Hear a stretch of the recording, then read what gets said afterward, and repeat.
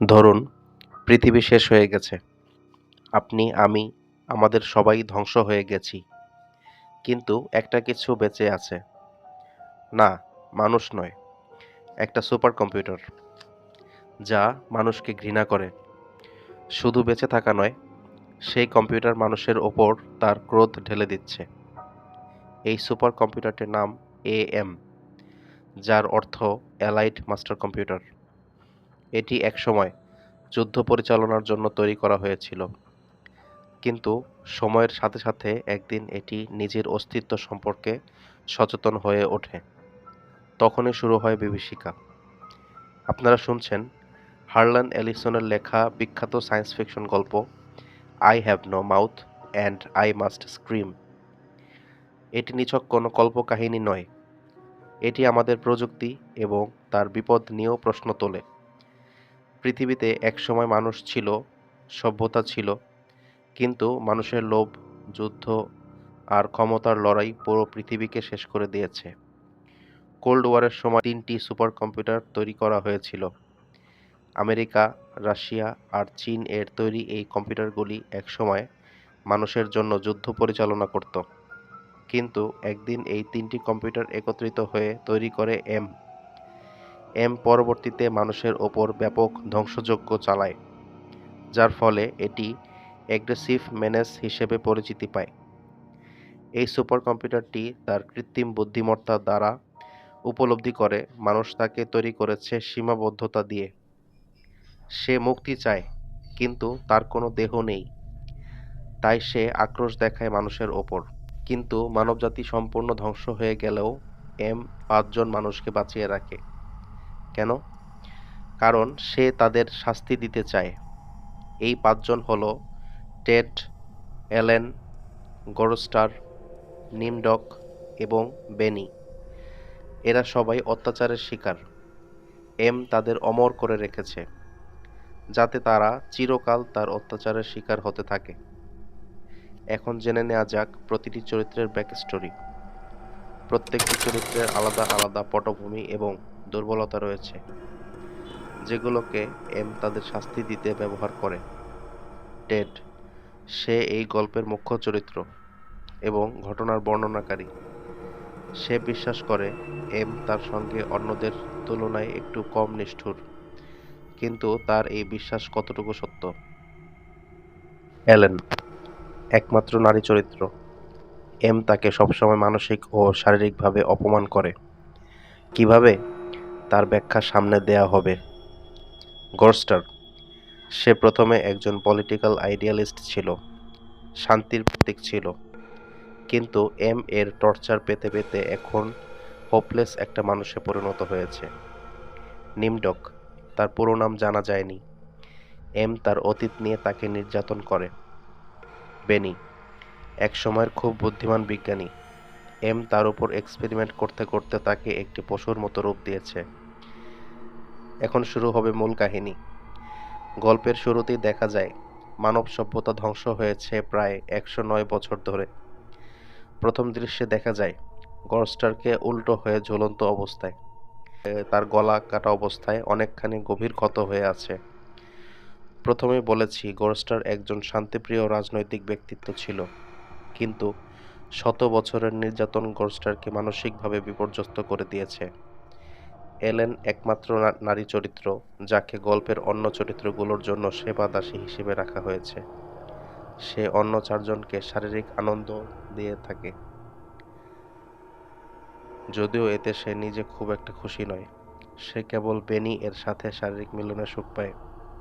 এমনকি M operation করে damage করেছে যে বেনি এখন ৫ বছরের শিশুর মতো হয়ে গেছে।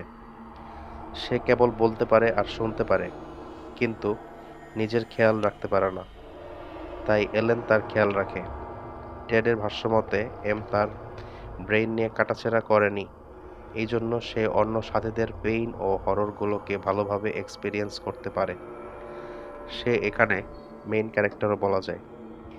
টেড এর ব্যাপারে আরও একটি বিষয় বলা যায় যে সে এলেনকে পছন্দ করে, কিন্তু এলেন নিজের শরীর অন্য ৪ জনের সাথে শেয়ার করে বলে টেড এলেনকে প্রচুর ঘৃণাও করে। আবার সে এটাও মনে করে যে বাকি সবাই তাকে ঘৃণা করে। সবার মধ্যে নিমডকই একমাত্র রহস্যময় ব্যক্তি যার পরিচয় কিছুই জানা যায়নি।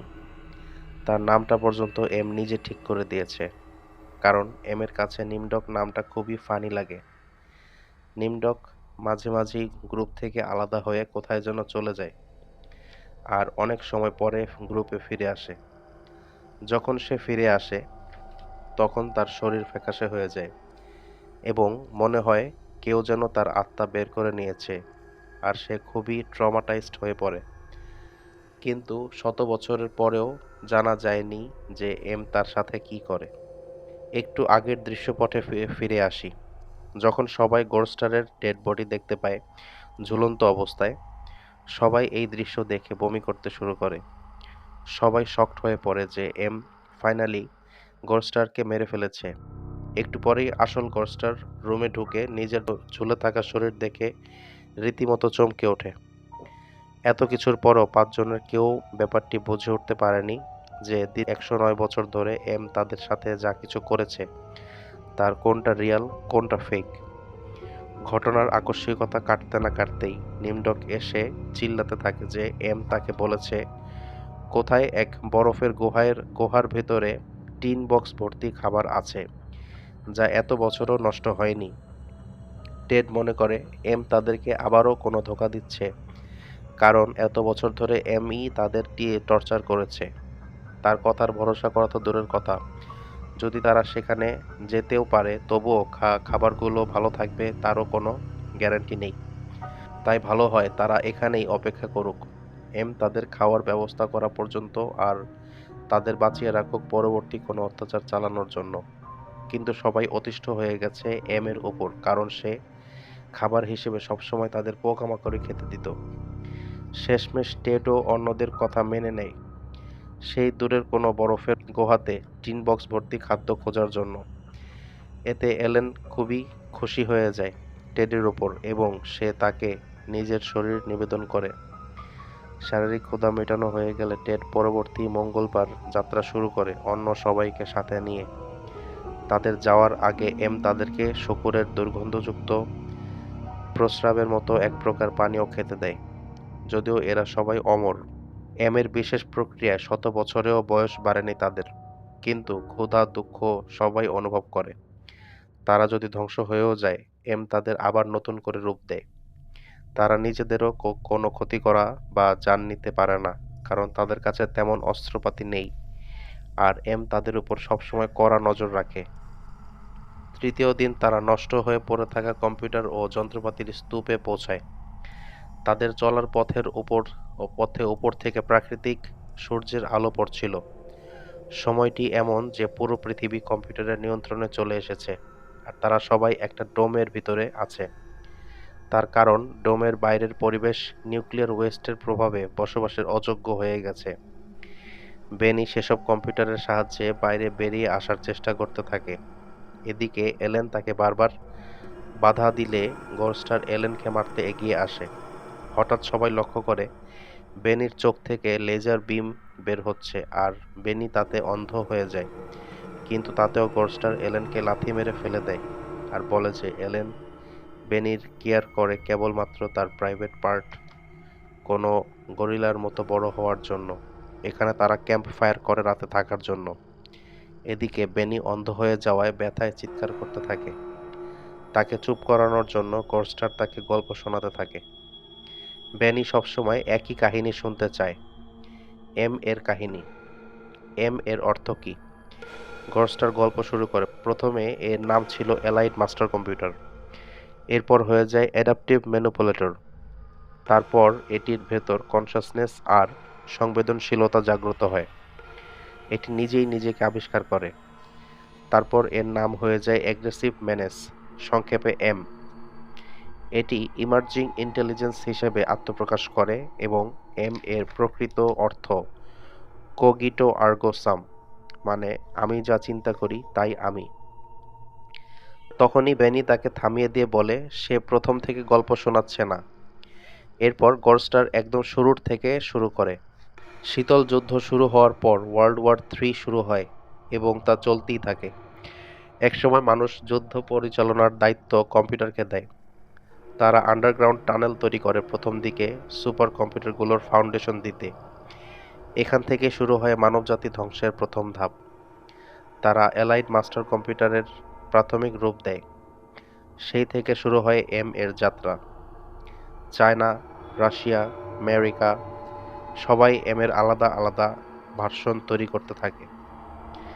একসময় পুরো পৃথিবী এই সুপার কম্পিউটার দিয়ে ছেয়ে যায়। এভাবেই একদিন এর ভিতর কনসাসনেস জাগ্রত হয়। এটি মানুষের দেয়া কিলিং কমান্ডগুলোকে একত্রিত করতে থাকে। এক দেশ আরেক দেশকে মারতে মারতে শেষ পর্যন্ত ৫ জনকে বাঁচিয়ে রাখে। আমরাই সেই বেঁচে যাওয়া ৫ জন, যাদেরকে শত শত বছর ধরে বন্দী করে রেখেছে। আসলে হয়তো এটি রিয়ালাইজ করেছে যে সবাইকে মেরে ফেললেও এই পৃথিবীতে একা থেকে যাবে। সে কোথাও মুভ করতে পারবে না শুধু চিন্তা করা ছাড়া। তাই এটি ৫ জনকে বাঁচিয়ে রেখেছে তাদের আজীবন টর্চার করতে আর তাদের মনে করিয়ে দিতে যে মানবজাতি কত বড় ভুল করেছে কে তৈরি করে। গোল্ডস্টারের কাহিনী শেষ হতে না হতেই নিমডক খেয়াল করে দূর থেকে কম্পিউটারগুলো থেকে আওয়াজ আসছে। হঠাৎ চারদিকে সবগুলো লাইট জ্বলে ওঠে আর ভেসে আসা আওয়াজগুলো তীব্র থেকে আরো তীব্র হতে থাকে। এসব কিছু দেখে টেড পাগলের মতো অদ্ভুত আচরণ শুরু করে। টেড অন্যদের বলতে থাকে, আমি এক অদ্ভুত রকমের গন্ধ পাচ্ছি। ভেজালো, খোদাই করা কাঠ, ধুলো মাখা মখমল কাপড়, পচে যাওয়া অর্কিড ফুল, টক দই, সালফার সব মিলিয়ে অস্বস্তিকর বোটকা গন্ধ। টেডের কথা শেষ হতেই পেছন ফিরে দেখে সবাই তার কথা শুনে হাসছে। টেড ঘাবড়ে গিয়ে তাদেরকে রেখে কোথাও লুকিয়ে পড়ে। ঘণ্টাখানিক খোঁজার পরে তারা টেডের কাছে গিয়ে তাদের হাসার কারণ ব্যাখ্যা করে। কিন্তু নাছোড়বান্দা টেড পাল্টা যুক্তি দিয়ে বলে যে, তোমরা সবাই আমাকে ঘৃণা করো কারণ একমাত্র আমিই সুস্থ, স্বাভাবিক আর সবচেয়ে জোয়ান। আর আমার সাথে তেমন কোনো এক্সপেরিমেন্ট করেনি যেগুলো তোমাদের সাথে করেছে। নিমডকের সাথে কি করে তা আমি জানি না। ওর তো আসল নামটাও কেউ জানে না। আর গডস্টার তো পিসমেকার ছিল, কিন্তু তাকে ভিতর থেকে নিঃস্ব করে দিয়েছে। বেনি আগে হ্যান্ডসাম সুপুরুষ ছিল, সে খুবই বুদ্ধিমান সায়েন্টিস্ট ছিল, কিন্তু তার চেহারাই বিকৃত করে কোনো হিংস্র পশুর মতো করে দিয়েছে। আর ওর ব্রেইনকে ৫ বছরের শিশুর মতো করে দিয়েছে। বেনি আগে গিয়েছিল, কিন্তু তার প্রাইভেট পার্ট কোনো গরিলার প্রাইভেট পার্টের সাথে এক্সচেঞ্জ করে দিয়েছে, যেগুলো এলেন ব্যবহার করে, আর এলেন তা সবচেয়ে নিকৃষ্ট। সে তার শরীর দিয়ে আমাদের ৪ জনকে তৃপ্ত করে। টেড বলতে থাকে, ও জিজাস, সুইট জিজাস, যদি সত্যি জিজাস থেকে থাকে তাহলে আমাদের মুক্ত করুন অথবা মেরে ফেলুন। কিন্তু টেড উপলব্ধি করে তাদেরকে বাঁচানোর কেউ নেই। হঠাৎ জোরে জোরে তুফান ঝড় বইতে শুরু করে। সেই ঝড়ের বেগে সবাই ছিটকে পড়ে। আরো সপ্তাহখানেক চড়াই উতরাই করতে করতে তারা একদম গভীর খাদে গিয়ে পড়ে। সেখানেই টেড একটি স্বপ্ন দেখে, যেখানে নিজে এসে টেডের সাথে কথা বলছে। এটা এই গল্পের সবচেয়ে আইকনিক মুহূর্ত। টেডের সাথে এর কনভারসেশন নিয়ে বিবিসি নিউজ চমৎকার একটি অডিও ড্রামা প্রকাশিত হয়েছিল। রাস্তায় তাদের জন্য ফাঁদ বিছিয়ে রেখেছিল। এক পর্যায়ে এর বিছানো জালে নিমডক আর এলেন পুরো ডিস্ট্রয় হয়ে যায়, কিন্তু পরে তাদের ঠিকও করে দেয় যাতে তাদের আবারও ডিস্ট্রয় করতে পারে। কিন্তু তারা যে কোনোভাবেই হোক নিজেদের আরও ভিতরে যেতে উৎসাহ দিতে থাকে। চলতে চলতে তারা ওইসব ক্যান্ড ফুড নিয়ে কল্পনা করতে থাকে, আর তাদের ক্ষুধা অসহনীয় মাত্রায় পৌঁছে যায়। তারা ইঁদুরের গর্ত পার করে, তারা ফুটন্ত গরম পানির চেম্বার পার হয়, তারা অন্ধকার করিডোর দিয়ে আগাতে থাকে। তারা ফাইনালি তাদের গন্তব্যে পৌঁছাতে সক্ষম হয়। তারা সেই ক্যান্ড ফুড খুঁজে পায়, কিন্তু কেউই একটা ক্যানও খুলতে পারছিল না। তাদের সামনে সেই বহুকাঙ্ক্ষিত খাবার, যা তারা শত বছর ধরে পাওয়ার চেষ্টা করছে, কিন্তু এখন তারা সবাই চেষ্টা করেও ব্যর্থ। এতে করে গোল্ডস্টার যখন বেনিকে ঠেকাতে যাচ্ছিল, তখন বেনি গোল্ডস্টারের ঘাড়ে কামড় বসিয়ে দেয়। গোল্ডস্টার ব্যথায় এমন জোরে চিৎকার করে যে উপরে থাকা সিলিং থেকে বরফের ধারালো লম্বা টুকরোগুলো খুলে পড়তে শুরু করে। টেডের মনে হয় একটা সুযোগ পাওয়া গেছে, সে একটা হাতিয়ার পেয়েছে। এম গরস্টার ও বেনির মারামারি দেখে হাসছে, আর এম তাদের পরে ঠিকও করে দেবে। টেড এই সুযোগে এমকে হারিয়ে দেওয়ার জন্য শেষ একটা চেষ্টা করে। সময় নষ্ট না করে টেড বড় একটি বরফের টুকরা ভেঙে নেয়, আর বেনির পিঠে ওই বরফের ধারালো মাথা ঢুকিয়ে দেয়। বেনি সাথে সাথেই মারা যায়। এরপরেই সে গরস্টারের গলার ভেতর বরফখণ্ডটি ঠেসে ধরে। ফিনকি দিয়ে গরস্টারের ভেতর থেকে রক্ত বের হতে থাকে। অ্যালেন এই ব্যাপারটি লক্ষ্য করে এবং সেও একটি বরফের টুকরা নিমডকের পেছনে ভরে দেয়। এরপর শুধু টেড আর অ্যালেনই বাকি থাকে। তারা এটাও জানে যে এম তাদেরকে কয়েক সেকেন্ডেই ধরে ফেলবে, আর এই অবস্থাতে তাদের উপর টর্চার আরও কঠিন করবে এম। তো কোনো রকম টাইম ওয়েস্ট না করে টেড অ্যালেনকে ভরে দেয় বরফের টুকরো। অবশেষে এম এর কাছে এই ব্যাপারটি একদম ভালো লাগেনি।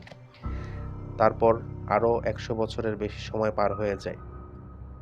টেডের এখনকার পরিস্থিতি কল্পনাতীত ভয়াবহ করে ফেলেছে এম। টেডের ব্রেইন তো ইনট্যাক্ট আছে, কিন্তু তার শরীরের আর স্বাভাবিক অবস্থা নেই। তার শরীরকে এম জেলিয়ের মতো করে ফেলেছে, আর তার টাইম সেন্সকে মাত্রাতিরিক্ত স্লো করে দিয়েছে। যেমন এখন টেডের একটি মাত্র ওয়ার্ড উচ্চারণ করতে 10 মাস সময় লাগে।